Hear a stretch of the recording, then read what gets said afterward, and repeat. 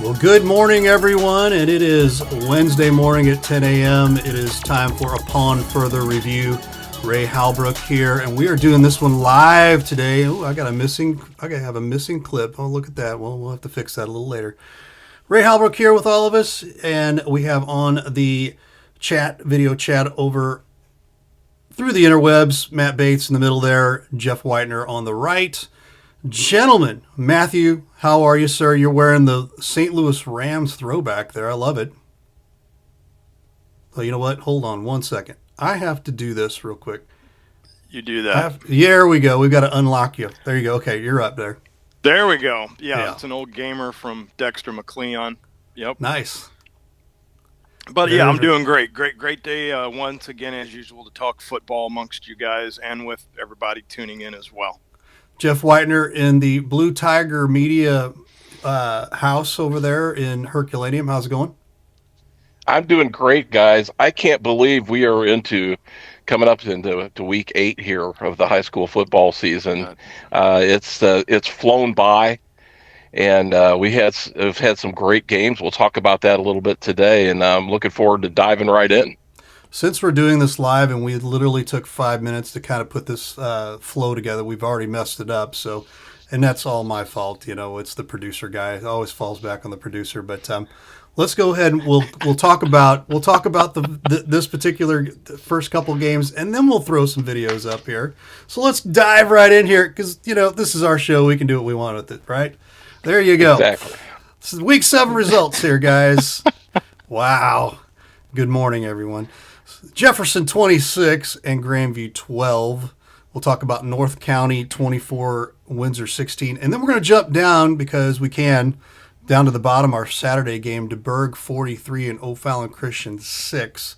But let's start with the Jefferson Grandview game, and then we'll jump over to our video.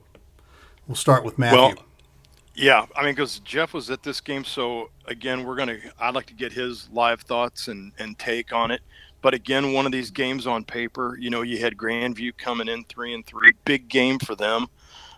You saw a big game from Nash Moore, 25, 184, total team rushing of only 204, but he had a TD, 9 tackles, and and Isaac Walker with 9 tackles in a losing effort. The beauty of this show, I mean, again, this isn't about just everybody, putting up the most yards, the most TDs, and your player of the week. There's some players here that we're going to dive into that, to me, in a big game, unheralded throughout the year, put together a great performance. Specifically, a young man named Cooper Frisk. But once again, Cole Williams put the work boots on, 15 of 26, 151 with 3 TDs and an INT. And again, on paper, even though it looks like it was a modest day with great production, I just want to hear, Jeff's thoughts. He was there at the game. What did you see from Cole, and who were your bright spots to go along as well? Well, first of all, it was homecoming week. And homecoming week, as you well know, gentlemen, at a small school where people are wearing a lot of different hats, doing a lot of different things, a lot of activities going on.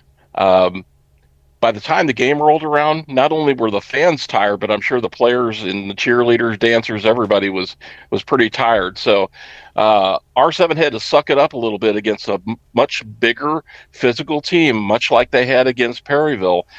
Jefferson has found themselves pretty much all season being undersized against their opponents and having to rely on their speed and execution. And that's what Coach Atley has done with this team. He's so good at putting them in positions to succeed. And that means getting the ball out into the flat, getting their athletes out in space where they can work and do some things. They're not a 3 yards in a cloud of dust team by any stretch of the imagination. And Grandview, much bigger, much better at running the ball in between the tackles. I think they should have done that all game when I talked about it in my pregame show. And as that night wore on, and you could tell the defense for R7 was wearing down, Grandview, and Ray will tell you, was able to pound that ball up the middle with Nash Moore and Kime and company. But R7 finds a way to win. And that's the key, and that to me all goes back to the head coach, Coach Matt Atley. The other thing I do want to say real quick, Nash Moore, he did everything. He is a hammer, and he can run up the middle and run over people. Had a great night. Isaac Walker for Grandview was a beast on defense. He's one of the best defensive players I've seen in the I-55 conference this year. Combination of size, power, strength. So I'm talking a lot about Grandview because Grandview is probably kicking themselves this week because they could have won this game, in my opinion, if they had played a little better. But R7 took advantage of the mistakes, the opportunities, just like they did against Perryville, and turned things around. Cooper Frisk, huge night. Max Schnitzler, huge night for R7. Cole Williams doing his things as normal. How did you see it from your vantage point, Ray? Yeah, I mean, I kind of feel exactly the same way you do as far as what the score. But I mean, I was talking to Coach Atley on the field before the game, and the important thing was, you have to have games like homecoming. You have to have certain games like senior night, and those are, in the grand scheme of things, those are distractions to an extent. But at the same time, if you don't have that, my gosh, you'll have parents all over you. But at the same time, you're taking away, you're taking away the memory of what could possibly be one of your last games, as a senior, things like that. So I mean, you also always have to take that in consideration. But I agree with you. I really think that in this particular point, the homecoming. Being homecoming that week and everything, that played a little bit of a part in the focus and a little bit of the just the mental capacity on for that particular game. And Grandview really did have a chance there. You have a couple of different plays instead of a fumble or a interception, and it's a very, very close game. So let's go to the video here. We'll be right back.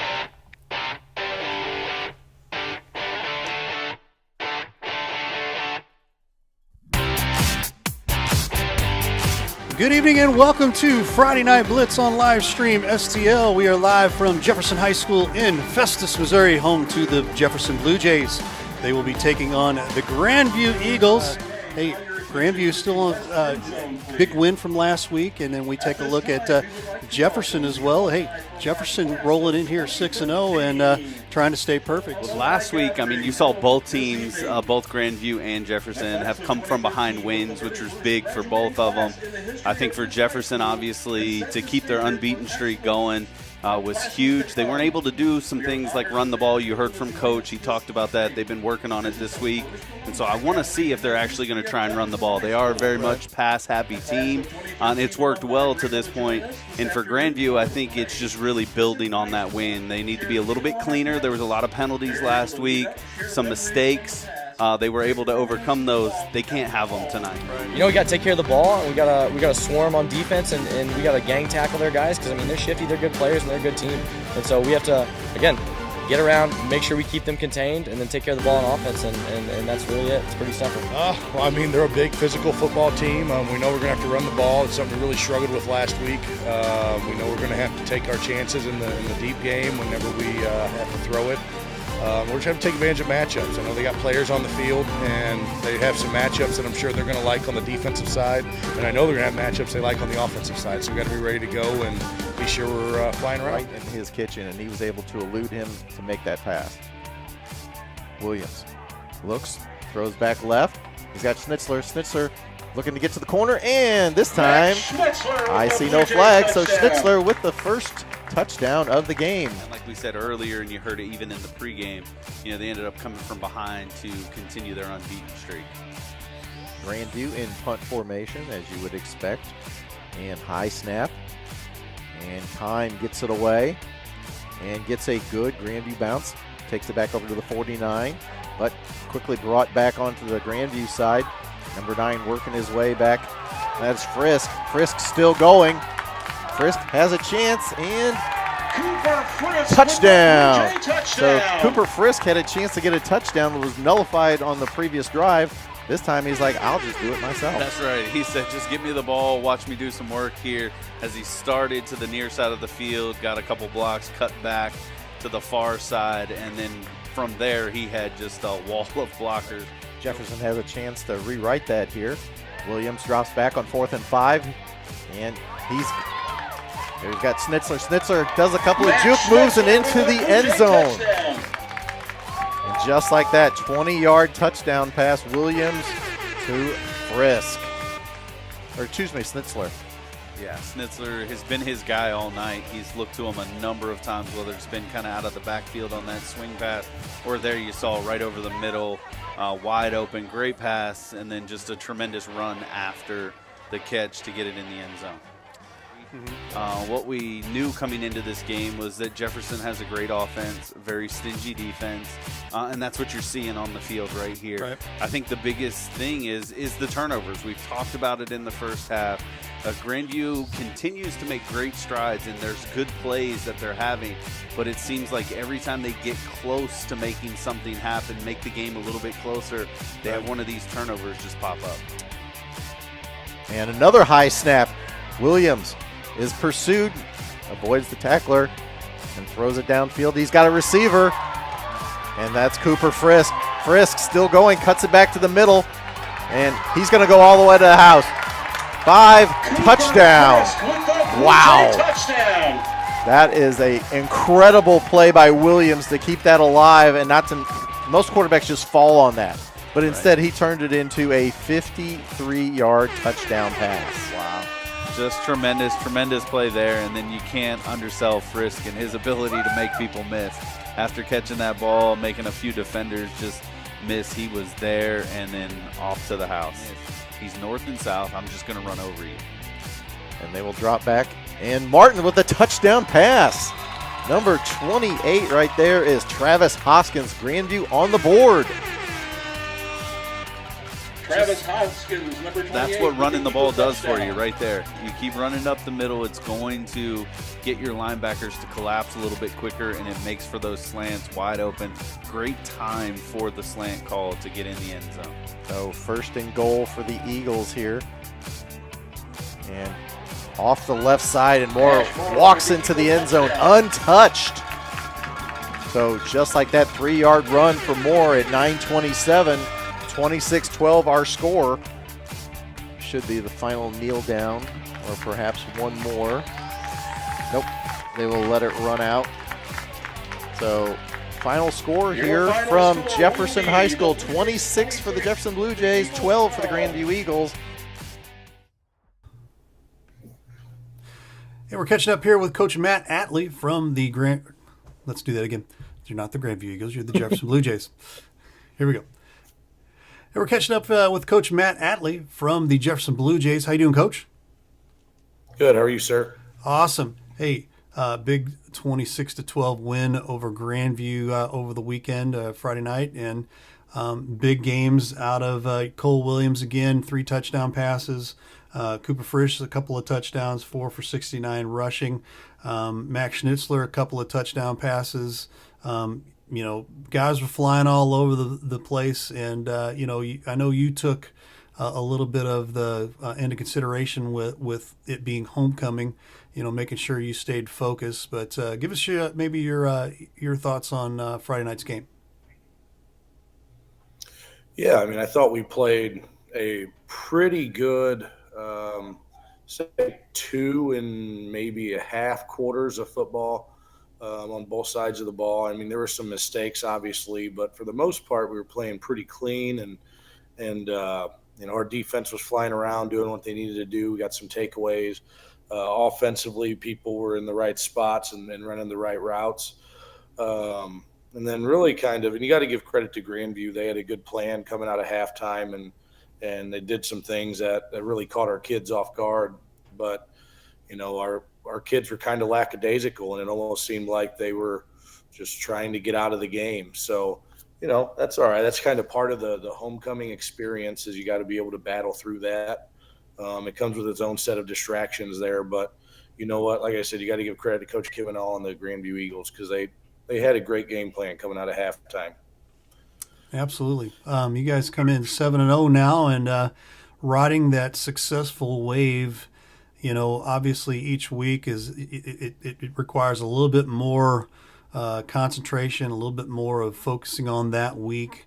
You've got 2 more weeks left, of St. Genevieve and St. Vincent. What is it going to take for the next 2 weeks to stay focused, to continue to stay successful? Well, I mean, I think the trend right now is just continue doing what we've been doing. Even with and people always talk about comparing scores and this and that, and at the end of the day, a win's a win. And we've been managed to string together 7 wins in a row. And so it's kind of the old adage: if it ain't broke, don't try fixing it. So Right. we're going to continue to focus on us and continue to put our best foot forward each week. We talked to the boys about getting 1% better each and every day. And I firmly believe they've done that, and they continue to improve, and they continue to stay hungry. And when you can do those things, you have a chance of being successful in any game. We do got some big ones coming up. I know St. Jen's a physical football team that is coming off of 2 losses, and they're looking to rebound. And I know St. Vincent has a great thing going right now too. So we're going to have to definitely be sure we have 2 great weeks of practice. Absolutely. Final question for you here, real quick. You do have St. Jen this week. Have you seen very much, tape or anything of them on what you could accomplish and have a good game plan against them for? Yeah, I mean, we've seen a couple films on them, and they got athletes. They got some big boys. I know they play fast. They play with a great intensity. They're physical. They love running their feet. So I mean, when it comes down to it, offensively, we're gonna have to be sure our kids up front are up to the task, and to give Cole some time and allow him to do his thing when we need to throw the ball. And we're gonna have to make sure we can run the ball as well, because we've been talking about it all year, is that in order to win those games in October, November, and even in December, if you're fortunate enough to get there, you have to be able to run the ball. So we have to continue to improve upon that. But they're a well-coached football team. Coach Pope has done a great job with them down there, so we're going to have to be ready to go and probably fired up. I think it's their homecoming as well. There you go. There you go. Well, appreciate the time, and congratulations on the win Friday night, and continued success through the rest of the season. Thanks, Ray. Appreciate you. That's Coach Matt Atley from the Jefferson Blue Jays.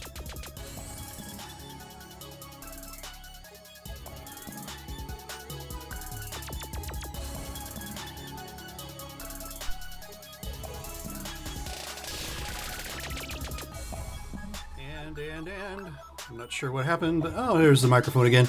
Wow, we are having some technical issues, guys. And I forgot to completely cut out the first take there. So how about that? The power of doing things live, guys. That's what it is all about today. So let's go into our second game here. North County 24, Windsor 16. And we'll start with Jeff on that. I'll have to defer that to Mr. Matt on that. I was very surprised by this score. I was very surprised that North County was able to jump out to the lead that they had. I know Windsor came back in that game, but I was really shocked. I expect this to be a very close game, and I actually gave Windsor a pretty good shot at winning this game. So, Matt, why don't you fill us in a little more with what you saw? Well, this was the Aaron Cook show for North County. This guy was a beast at running back. The 2 rushing TDs that he had were for collectively 84 yards.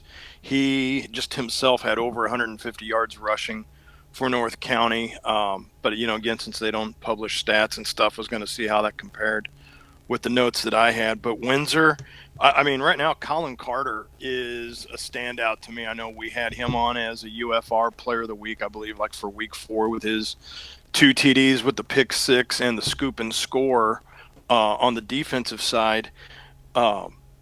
Returning kicks, that's what he does well. He had a sack, 6 tackles.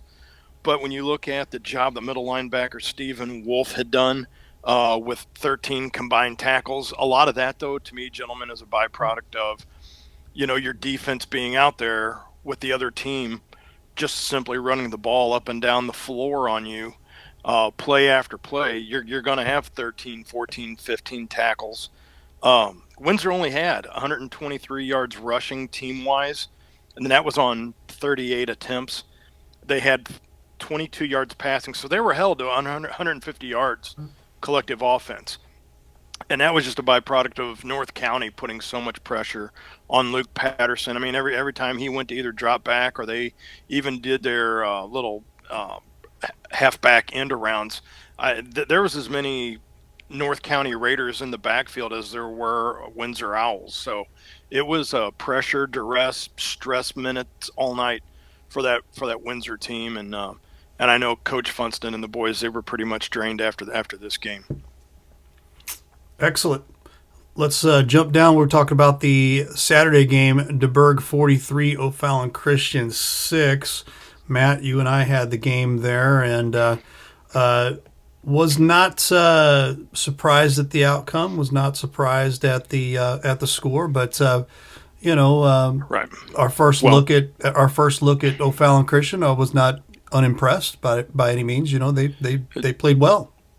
Well, and it's going to be our only look too, at least this year, as this game was just put together basically as a courtesy to the four seniors that are on their roster.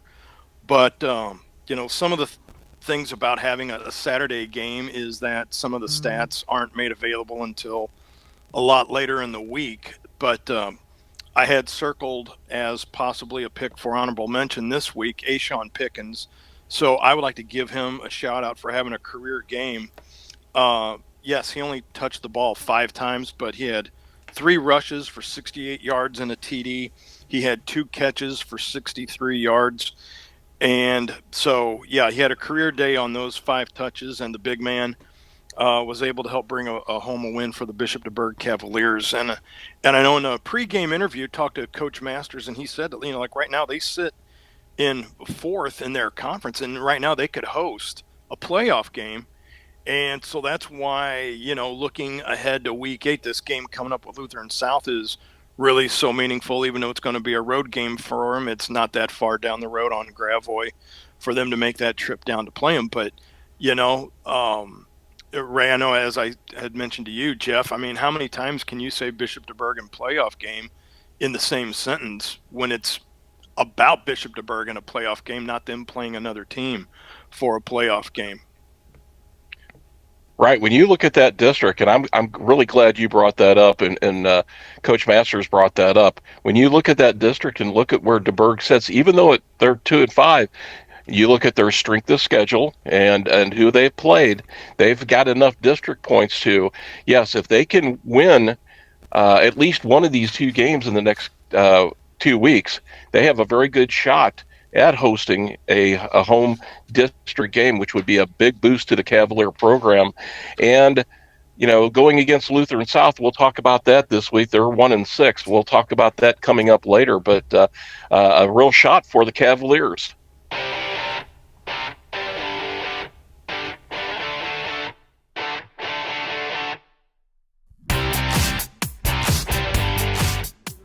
Good morning. It's only 2 minutes until late afternoon, and welcome to Friday Night Blitz on Livestream STL. We're live from Christian O'Fallon High School. The DeBurgh Cavaliers are going to be taking on the Christian O'Fallon Eagles. These next 3 games on a regular season are all winnable games for us. They're all games that can matter for where we stand in the seeding. Right now we're sitting in 4th, which means we would host a playoff game and puts us in a great spot. But, we got to get through today, and then we have a big matchup with the 5th seed team next week in Lutheran South. So this is a point. I know we always talk about every game matters, but this is a point of year where every game literally matters for what we can do, because I do believe when we get into the districts, we have a chance to do something. Yeah. So this is game 1, and it'll be the last game 1, because we're really a JV team, so we have a JV schedule, but we wanted to get 1 game for our seniors that came out. We had 4 of them that braved it and came out, and because they really wanted to be part of this program and rebuilding the program. And so this is really, it was kind of a long shot because we had to find somebody, who was already in a 2-year cycle, and Bishop DeBurgh said they'd do it, and so we're just really grateful to be at this point. Down the sideline on the far side, snapback are going to give it to Pickens, try to give the big man the touchdown, and he walks right on in. Now touchdown for Bishop DeBurgh. That is a 3-yard TD run by Ashawn Pickens. Staub and Hernandez are down low to the right. Going to go out in the flat. Keenan Thomas is going to zip across, breaks through, cuts away, navigates his way down to the 5 to the house. Give him 6. 11-yard TD pass. Once again, set up by another run by Pickens, even though that was called back on a penalty. DeBerg, Thomas. 11-yard TD pass from Masters. Passes can just get your focus back on track. Thomas, it's a reverse end-around pitch. Pitch out to Thomas. He's just going to straight into the end zone on a 25-yard. They will call that a TD pass. So a 25-yard TD pass on the end-around. Number 1, Jimmy Staub with...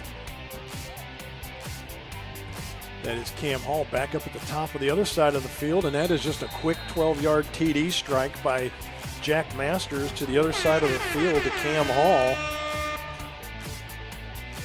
So with 4:16 left to go in quarter number 2, Bishop DeBerg throws another one in. Kind of looks like a track guy running with a baton, but the baton's a big pigskin football, and into the end zone. Just dancing right in, unabated to the end zone goes Eli Jones on a 13-yard run. You know, again, this is a game, Coach Masters, you know, even last week whenever they were playing Roosevelt, said, you know, we potentially, the way the schedule's set up, you know, theoretically, we should be able to win out. You know, stubbed their toe against Roosevelt, lost that one. Yep. You know, today... the best way to just say it is it's a game to take care of business. Yes. You know, but I'm telling you right now, the Eagles over there on that far side of the field. Hungry. They put the pads on just like you do. They lace them up just like you do. Right. They know why the game was scheduled. You know, it's a tip of the cap to the seniors. You know, call it what you want. But you know what? When you get that taste of, you know, this is a big boys game. Okay. You know what? That other side, maybe you could catch them with their pants down. But right now, this is a game, if you're, you know, Coach Anderson, I would say right now, this is kind of where Coach Masters was at just a couple years ago. Sure. You know, we're going to take it. We can't even go quarter by quarter. We're going to go play by play. Right. See what we can do as far as putting positive plays together. And one of those now is number 6, Zaid Al-Sadi. And that will be inside handoff and a touchdown for Bishop DeBerg. 2-yard run for Williams. Could break the shutout for Bishop DeBerg. Fakes the inside handoff to the outside. Flag on the play. To the end zone goes Caleb Jenkins, but hold on just a second. As right now have to put the party on hold. See what the flag is for. That was thrown back in the secondary. So the men in the black and white hats out there are going to get together, and what did you see? I'll tell you what I saw. And they're going to pick it up. So that will be Caleb Jenkins breaking the shutout with a 7-yard run. Let's take a look at that run there real quick. Nice roll out there, and finds the cone. No flag on the play now. With the clock winding down, that looks like that is where this game will end up at, with a Bishop DeBerg victory 43-6 over the O'Fallon Christian Eagles. So the Eagles, as their fans are clapping them off the field, the 4 seniors on homecoming and / senior night.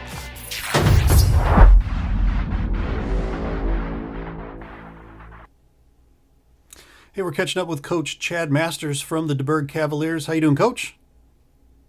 Doing great. How you doing?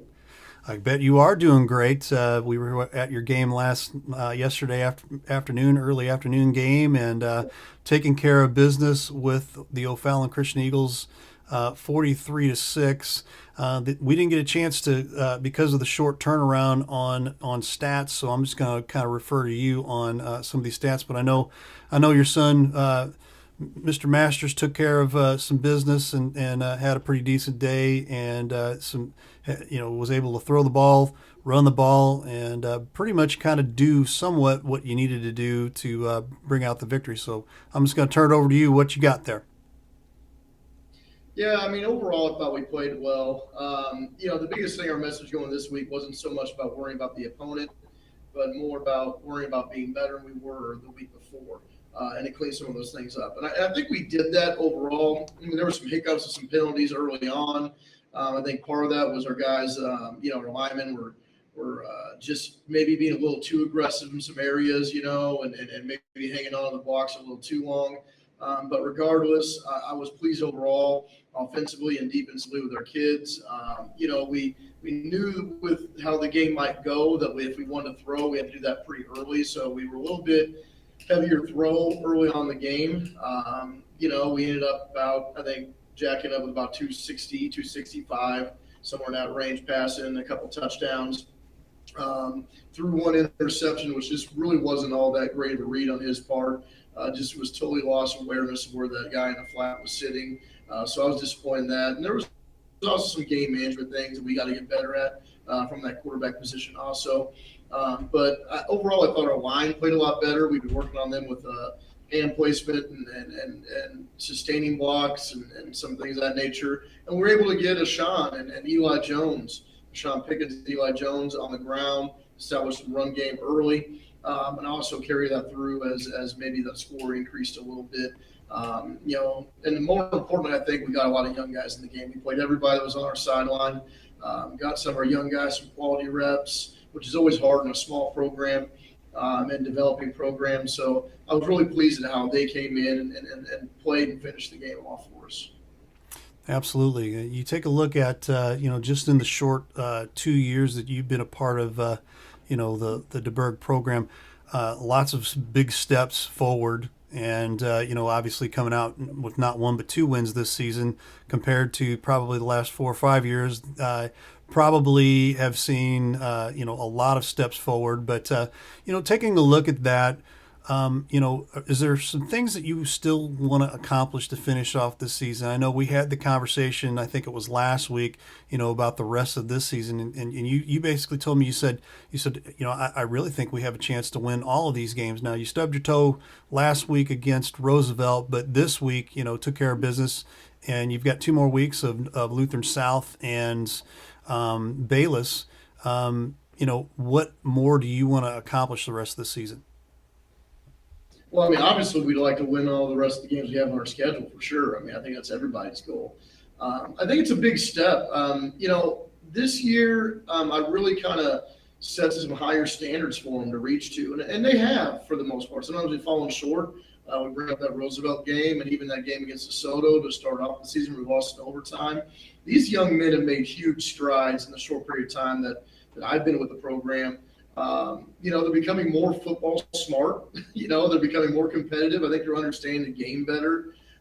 It's just the consistency of focus and intensity which separates a lot of good teams from other teams. And I've told them that they're extremely close. We're very close, but those last few inches are the hardest ones to get. And it's going to take another level that they have to get out of a comfort zone on and work. We're practicing better, which is a huge thing. It's not about, just coming to survive a practice. It's coming to thrive in a practice and to get better. And so that's been a transition for them, especially over the last few weeks. And I think it's just a mindset for a lot of them. And I think they're starting to realize that. They're starting to believe in themselves a little bit more, which is huge because, it gets a little tiring to feed them on dreams until they can dream themselves. But they're starting to I think realize what they can be. So definitely, I think we've got a good chance here to win these next 2 weeks. It's going to take a lot. I mean, it's going to take a lot this week. Lutheran South is a quality football team. I know they've been struggling a little bit this year, but the record is not indicative of how good and well coached they are. And Bayless the same way. I mean, Coach Woods does an amazing job over at Bayless with what he has. I mean, it's another tough kind of spot. But both him and Coach Loomis are outstanding football coaches to go up against. It's going to be a tall order, but something that's within grasp. And then we're looking at a situation where we can host a playoff game, that we're going to be in that mid to upper mid part of the district seedings, which, again, has not really been done very common around here. Right. And it's a credit to the kids. It's not. I'm not going to say it's anything grand that I've done. It's just getting them in here and working and teaching them how to work and putting those kind of little basic steps in that they're now starting to realize and starting to embrace in year 2. I think that's where it's at. Absolutely, absolutely. You talk a little bit about Lutheran South here coming in this week. What is the game plan moving forward to defeat the Lutheran South Lancers? Well, we got to play better than we did this week. I'll tell you that. So Yeah. I mean, that's one thing there. Again, it's our competitors are self right now. I know that sounds cliche, but again, for where we're at a program, it's about being better than we were the week before or the day before.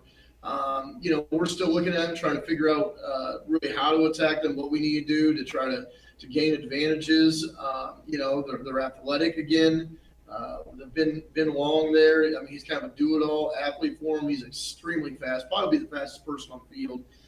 Explosive athlete. He's going to be a hard one to deal with. And they've got some other players in there that really, really impress me.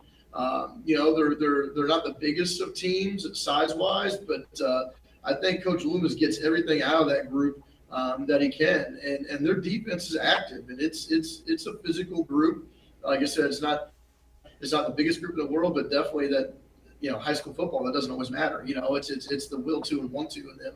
Right. So it's going to be a tough one. I mean, we got out early on them last year, kind of fought and clawed on that one, and then the wheels fell off. So, we had our chances last year, and we're going to see what we can do this year with them and make sure maybe our wheels are tightened up a little bit more and stay attached firmly to the undercarriage.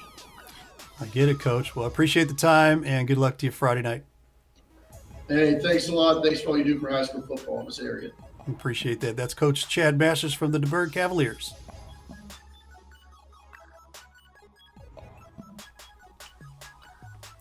And let's move on here. We're going to take a look at Lafayette 28, Eureka 21, New Madrid County Central 47, Perryville 12, Herculaneum 40-0 over Bayless. And let's start with Matthew. Well, who called shutout for Herculaneum? I know I didn't. Right. You had a team coming in 2-4, and yeah, Bayless was 0-6, but this was, Herky once again trying to get their identity. But now you see what happens getting some players back. You get Luke Bryce back. You get your week 1 quarterback, Reeves, back. You're starting to get some pieces back. And you see what happened. Luke Bryce, 21 carries, 216 yards, 3 TDs. Keaton Reeves, 16 carries, 128 yards, 2 TDs. So those two guys alone, 5 TDs. Galena had a pick 6. And the team rushes for a total of 381 yards. I mean, again, not that one player makes or breaks a team, but when you look at getting pieces back that were building blocks of your week 1 foundation, I honestly think this is kind of like getting that late season acquisition or picking up a player or two by a trade, but all you're doing is just getting players back that are healthy, plugging right back in where they came. And you see what Herculaneum's doing. Seckman doing what Seckman does. The game was only 14-3 at the half, but hey, still, I was more impressed with the 40-0 beat down by Herky over Bayless. Well, and for me, guys, impressive that, and Matt, you hit all the right notes there as far as Herculaneum getting the guys back and finally able to do some things on offense that they were really hamstrung, no pun intended, throughout the last 4 or 5 games. But getting Bryce back, obviously a big part of that. 21 rushes, 216 yards, 3 touchdowns. Big shout out too. I just want to add to that, Sawyer Tucker, defensive back for Herculaneum, had a pick six, his first pick six ever in that game, and broke his forearm against Bayless, so he's out of the action. But I wanted to mention him because he is a huge supporter of our show and a huge supporter of Livestream STL. So kind of wanted to throw that out there. He's always in the comment section, always in the chat, so we appreciate that. Eureka Lafayette, that was pretty much, as we thought it would go there. Big school, Lafayette, it was a Class 5 Eureka versus a Class 6 matchup. Casey Holbeman did everything he could for Eureka, 19 for 24 yards, 213 yards passing, but no touchdowns. Eureka had a really hard time running the ball versus what we've seen in the last 2 years from Eureka, where they were able to run the ball with authority from their offensive line. Perryville at New Madrid, going down to New Madrid against those guys down there. They're the number 7 team of the state in Class 2, and I knew Perryville would have a hard way to go. Seckman versus Pattonville, a big game. Seckman stays undefeated on the season, and to go against them, in my opinion, Seckman has not missed a beat from their days of having Rubel at quarterback. And looking at film and looking at the games, and you, Matt, maybe you could have some thoughts on this too. They are simply the best offensive line, the best blocking line in the county, and maybe in the larger area as far as the South County area as well and surrounding areas. They work so well together, especially on the run, and they give Tommy Gabar holes that you could drive a semi through. Yeah, Jeff, that's a great point. And I, again, had a game or two for Seckman last year, so it's going to be great to see them again. And I know you could probably speak for going to one of those big schools. I think you might have gone to Lindbergh. That, the higher you go up in those classes, now you're going to see Class 6 Eureka. You might have one guy that might play both ways.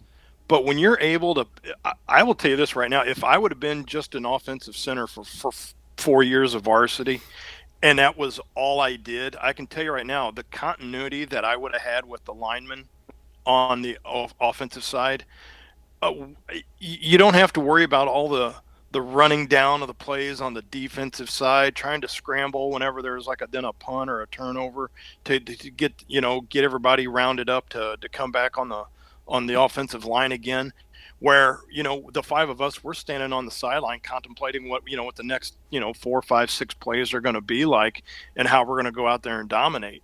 So I think there's a little something to that, where if my only job was just offensive line, where I think as you go up in some of those classes, not having to play 2, 3, 4 sides of the ball, I think can really help make that continuity stand out as well too. But hey, great job up and down the floor for those guys over there for Seckman. All right, moving on here. Rockwood Summit 49, Oakville 7, Van Far 14, Crystal City 8. That looked like a tough one there. Fox, big win, 50-14 over Hazelwood West, and Parkway Central 48-7 over Northwest. Jeffrey. Well, the only game that really stood out there, and a tough loss for Crystal City going down on the road against a Van Far team that was 2-4 at the time. It's a 2-hour bus ride down. I'm not saying that that these travel times are any excuses, and certainly Dan Fox and the Crystal City Hornets would not use it as an excuse, but it's certainly something where you're getting out of your rhythm in a normal day of school or whatever, pre-game preparation for a long trip like that. I don't have any of the particulars from that game at the time, and maybe Matt can fill me in if we have any more statistics. But Crystal City still in good place. In that district, they have been surpassed by St. Vincent now. They're number 2 in district play.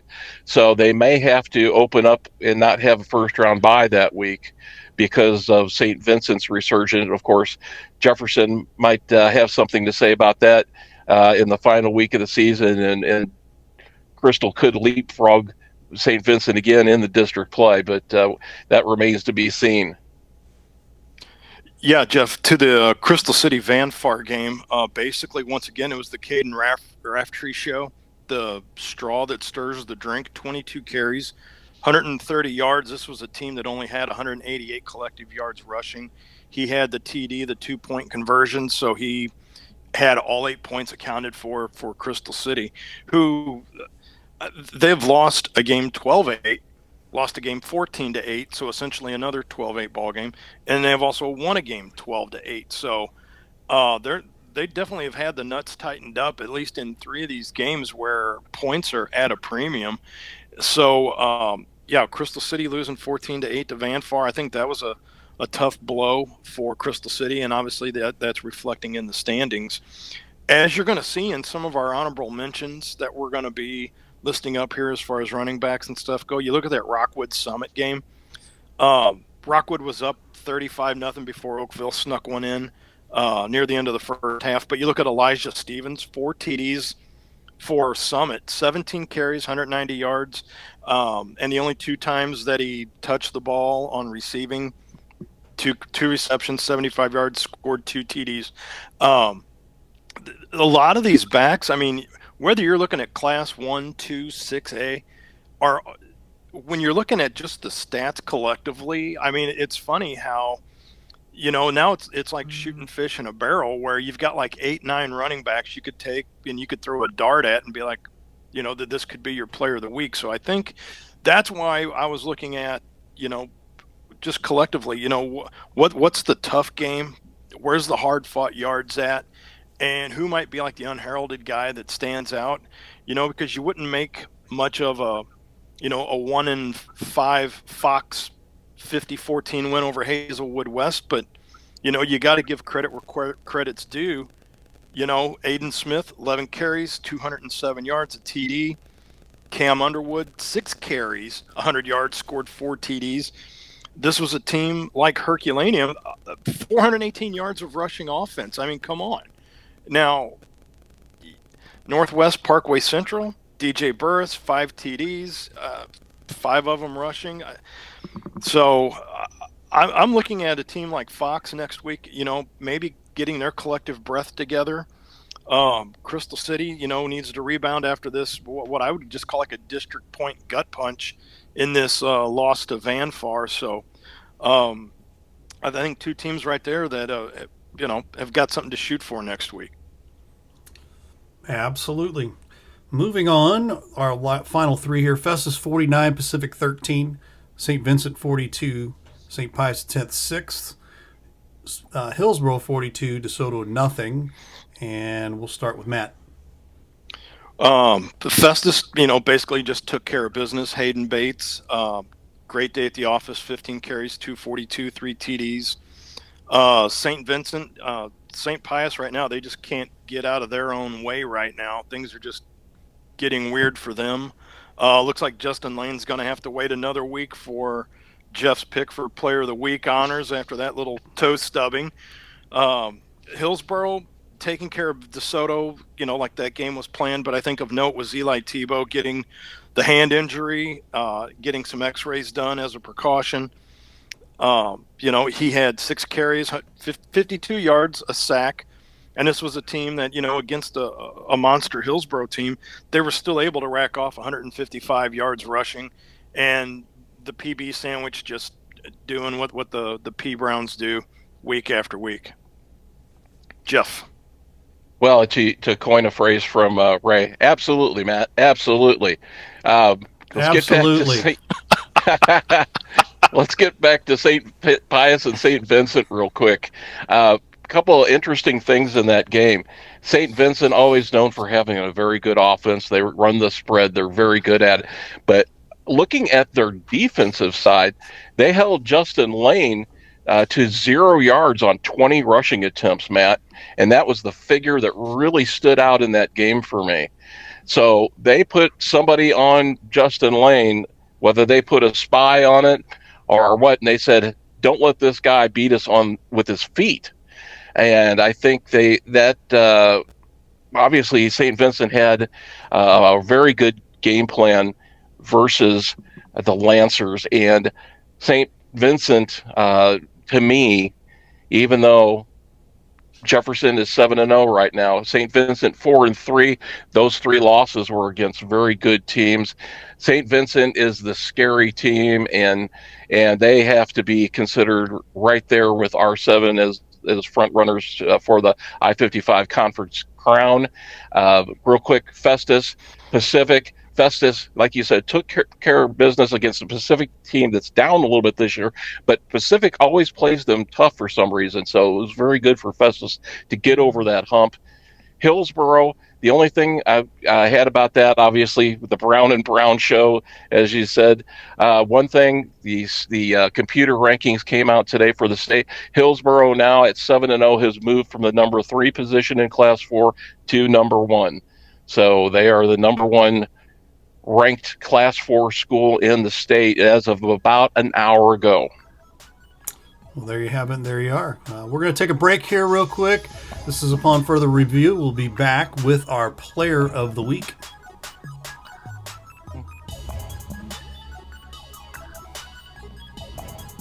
Rutherford is the place to shop for your next vehicle. We have a huge selection of new and pre-owned vehicles to choose from, and they're all priced to sell. Not in the market for a new car? We have a great service staff that can keep your car in top shape. Also, be sure to check out our parts department for your next car project. Once again, we're Rutherford off I-55, the Herculean Auto Mall. Family pride is driven home. Rutherford, Ruther.com. The House Bar and Grill at your Festus Pasta House is your place to watch all local high school sports live. That's right, I said live. Come in and enjoy all local high school sports brought to you live on our 5 big screen TVs from Livestream STL. Also enjoy our happy hour menu, which includes half-price pizzas, discounted appetizers, and drink specials. We are the best place to gather for your local high school sports brought to you by Livestream STL at your Festus Pasta House on Highway A, where it's always a great time. The Breeze Dental Care Team consists of dedicated individuals who are caring, kind, and friendly. Our staff is here to ensure a pleasant experience during your visit to our office. Our team includes experienced and energetic people whose goal it is to communicate well with our patients and provide the best care possible. Providing preventative, restorative, and cosmetic care. Schedule a visit by calling 636-937-3030 or find us on the web at breezedentalcare.com.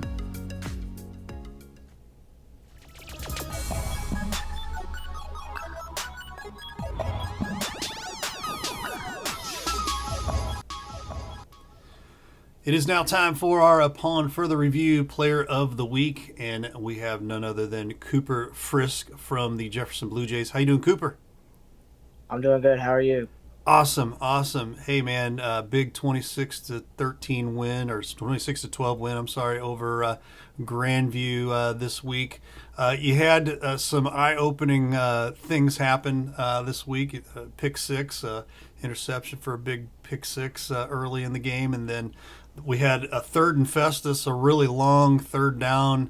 I think it was like 3rd and 30-something, and you guys not only convert, but Cole Williams finds you out in the flat towards the sideline, and you go almost from one sideline to the other to make it zigzag around some players and find the end zone there. But I just talked to you. I just asked you what grade you're in. Tell us what grade you're in again. I'm a sophomore this year. Just a sophomore, so we're going to see you for a few more years here. So I'm loving that. Take us through the game Friday night, and give us your take, on the play and how you guys fared against Grandview. Our game plan was just to kind of, tried to run them out. Our run game isn't very strong right now, so we knew this was a team that we could try to develop just back to our old years and just run power and just that kind of stuff instead of our usual, which is pass right now. But yeah, everything still worked out in our favor, and I knew once I saw Cole go back and I had a go route on that. I knew once I saw the high snap, I was just gonna sit there and I was gonna wait until he saw me because I knew he was gonna saw me in the back of my mind. I knew he was gonna see me, so just sat there and waited for it, and it all just planned out perfectly. Well, it worked out definitely pretty well for you guys Friday night. Yes, sir. Take us through the. You guys are 7-0 right now, and we've talked a couple times to Coach Matt Atley about that, and he's a little surprised about it. Are you guys surprised right now at this point? Yeah, but it is coming to bite us just because a lot of people are playing really tensed up and just in the non-losing mindset, which it's hard, but at the same time we got to carry it with us because we know that we have a chance of going 9-0 and having a very good season, and we're still on a roll, and it's been a blessing for sure. Yeah, you definitely have to take each week, because each week that you guys win, that bar's raised, and Right. you've got to be able to have the attitude and the swagger at the same time to say, you know what, it's just another game, and I get it. That I understand that that's hard to do, and you definitely don't want to tense up especially the next two games here. What is it like right now in the locker room with these guys? During practices, you guys are gearing up here, and we'll talk a little bit about this in a little bit with St. Genevieve this week. What has it been like? Maybe the last couple of weeks. Is there still a big excitement going on? Yeah, for sure, and homecoming did help out a lot, but with homecoming, it was a lot of distractions, and I think that really got the best of us during Grandview because we know our potential in that game, and we were very short of it. But the locker room is same old, same old. We get locked in as a team, and we go out and we battle. Good stuff. Good stuff. And that's all you can do. Put the best foot forward and work hard through the week. It pays off. Right. Our final question for you. You do have St. Genevieve this week. Maybe take us through what Coach Atley is wanting to see out of you guys this week.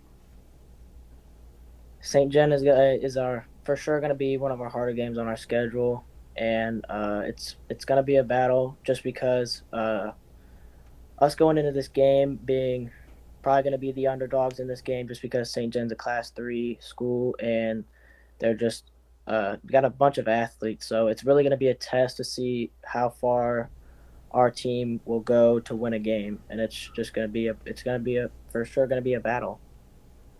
Yeah, good stuff. Good stuff. Well, man, we appreciate the time, and good luck to you Friday night, and congrats on being Player of the Week. Thank you. Again, our Player of the Week, Cooper Frisk from the Jefferson Blue Jays. Let's take a look at some honorable mentions as well here. We saw in our game over at Jefferson, Grandview's Nash Moore, 25 rushes, 184 yards, a touchdown, and 9 tackles on that game. Hayden Bates from Festus, 15 rushes, 142 yards, 3 touchdowns. Herculaneum's Luke Bryce, 21 rushes, 216 yards, 3 touchdowns. And Cam Underwood from Fox, 6 rushes, 100 yards, 4 touchdowns for the Fox Warriors. Let's go with Jeffrey and your thoughts on any of these honorable mentions. Well, I would say that our friend of the show, Natalie Moore's little brother, has turned into quite the football player for Grandview and Nash Moore, and he really impressed the heck out of me on both sides of the ball last Friday. So very impressed with him. Great seeing Mr. Bryce back in the mix here and getting honorable mention for coming back, being healthy now, and making a huge impact for Herculaneum.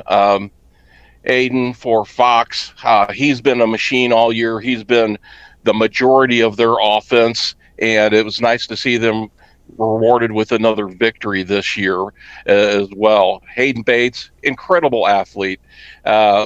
Regardless of the sport, he is the most unassuming young man to talk to, and a nice young man. And you look at him and you think, this kid could be Clark Kent, but come time for game time, he turns into Superman. That's what us Bateses do, Jeff. But I mean, when you're looking at this, that's put up here, as I was saying a while ago, you could almost take the names off and you just look 25 carries, 184, 21 carries, 216. Yeah, Cam Underwood having a Tommy Gabarish day at the office, 6 carries, 100 yards, 4 TDs. Who Gabar, by the way, 21 carries, 121 yards. Hayden Bates, 15, 242. I mean, a lot of these numbers, it's just funny how you can just take the name off and you look at and kind of play the guessing game like on a Price is Right, like who goes with what, where I don't think you could really get a wrong answer per se. So I think that just goes to show once again, whether it's class 1, class 6, the collective, just what I would say, rushing collective that we see, and that I guess basically what we're blessed to see, up and down the list every week. I mean, this is just a kudos to the athleticism that's in our viewing area. And also kudos to us offensive linemen, right, Matt? You got that right, Mr. Jeff. Yes. There you go. There you go. Well, upon further review time for our Week 8 schedule. Can you believe it's Week 8? How about that? So let's buzz Honestly, through that. Can't. No. Yeah, no doubt. I mean, this season has absolutely flown by here. Let's buzz down here real quick, and we'll just pick them off after we go through them. Segment at Oakville, that'll be our live stream STL play, our game of the week. Perryville takes on Herculaneum on live stream STL South. Jefferson travels to St. Genevieve. DeBerg travels to Lutheran South. St. Vincent goes to Grandview. Windsor heads to St. Clair. Hillsborough at Cardinal Ritter. Now, that game we just found out was moved to Saturday. That's going to be a Saturday, I believe, at 1 o'clock. Farmington is at Festus. Cape Central's at DeSoto. Parkway North is at Eureka. Fox is at Parkway South. Northwest travels to Webster Groves. Bayless is at St. Pius X. And Crystal City travels to TDW Academy on Saturday. Matthew, your thoughts on a couple of these games? Perryville at Herky sticks out, but I'm going to get to basically like a lot of that in just a second.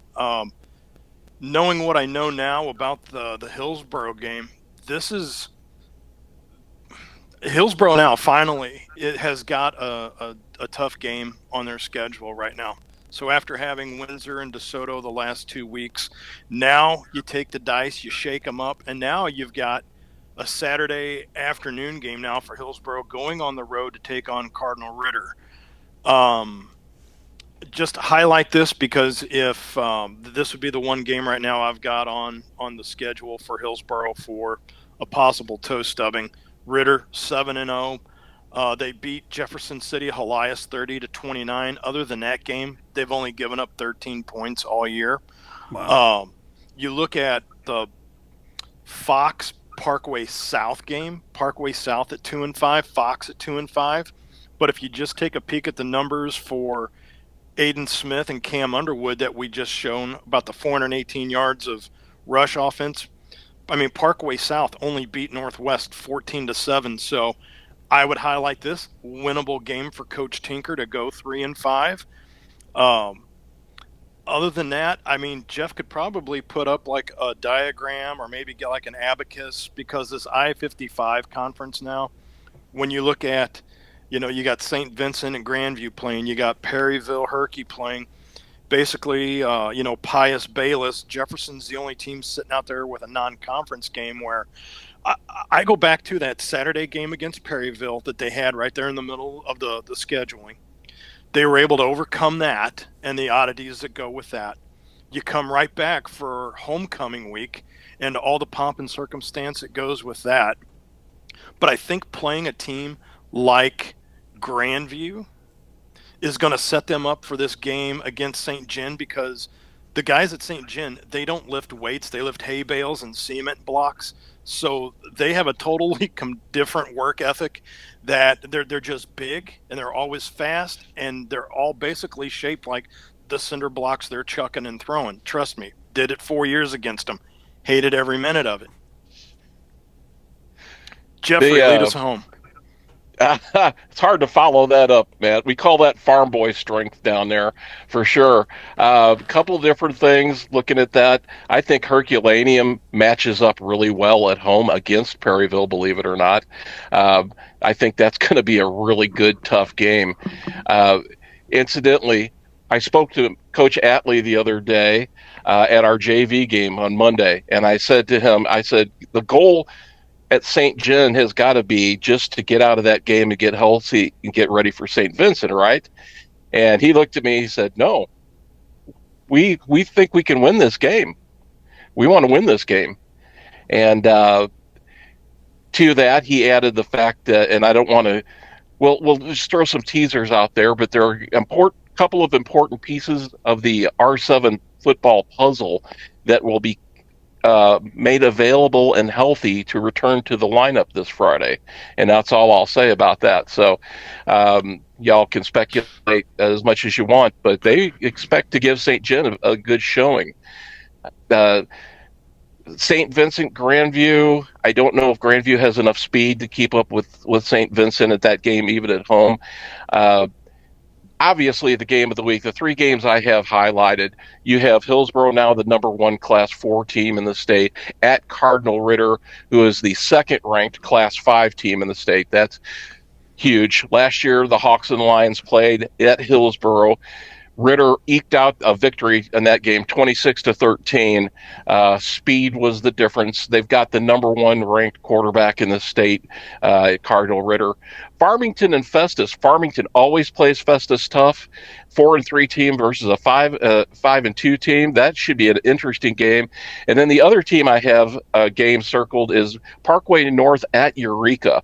Parkway North at 6-1, Class 4. They're the 6th ranked team in the state right now versus Eureka, who is at 4-3 in Class 5, but they're still ranked the 11th team in the state. Eureka just has a brutal schedule.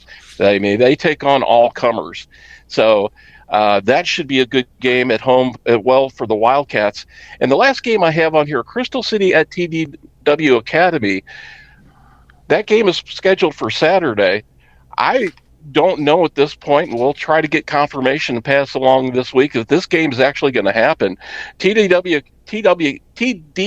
Academy, at 0-4, all 4 of their games have been forfeits so far on their schedule, and it's a third-year program, so I don't know exactly what's going on there. I don't know if this game will actually be played Saturday or not. If we get any information from Coach Fox, we'll pass it along to our viewers, but that remains to be seen, guys. But we've got some great matchups this week. And just as a reminder, Jeff, Parkway North's only loss was to Summit this year, who they just beat Oakville 49-7. So, yeah, exactly. Eureka's going to have to put the work boots on. Well, that wraps things up. We'll let you know again.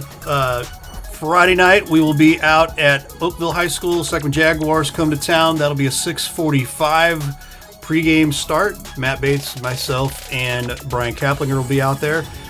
And then also we'll have the Herculaneum Perryville game over at Dubuque Memorial Field. It's homecoming for Herculaneum there. That'll be a 6:45 game as well. Scott Latta is on the lone call over there, and Mr. Eli Young will be producing. So we're going to have a lot of fun Friday night. They'll stay dry. We might actually be out in the elements because Oakville likes to put us out there on the side of the press box. But hopefully the rain will be over with by the time games time starts. So, gentlemen, we wrap up week 7 and look forward to week 8 here. And for all of us here Upon Further Review, Matt Bates, Jeff Whitener, all of us here at Live Stream STL, we want to say thanks so much. We will see you next week. Be well.